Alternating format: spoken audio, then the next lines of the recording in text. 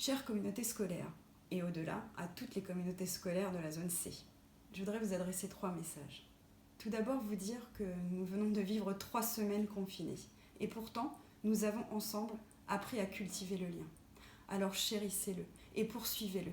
C'est celui-ci qui nous permettra de tenter chaque jour d'offrir à nos graines d'avenir le cadeau d'apprendre.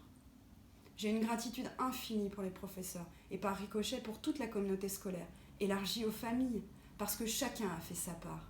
Chacun avait des pierres devant elle ou lui, et nous en avons fait un pont plutôt qu'en faire un mur.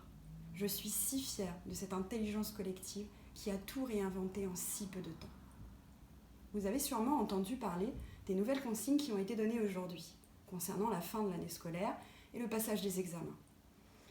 Ne paniquez surtout pas, parce que nous allons faire comme toujours, nous allons accompagner le plus individuellement possible.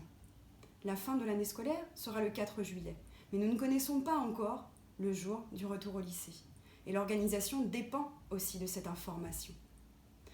Nous attendons une circulaire qui traduira par écrit les consignes et alors seulement nous reviendrons vers vous pour vous expliquer comment aborder cette fin d'année scolaire.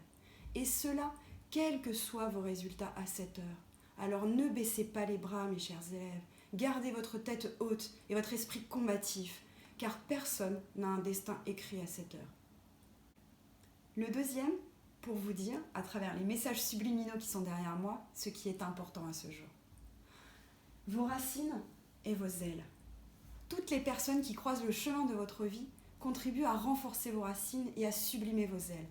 Retenez et soyez fiers de qui vous êtes et construisez chaque jour la personne que vous voulez devenir. Les professeurs, tels des mentors, contribuent à vous faire passer, comme dans Star Wars, de jeunes padawans à de vrais maîtres Jedi. Alors n'oubliez jamais vos racines, mais devenez qui vous êtes.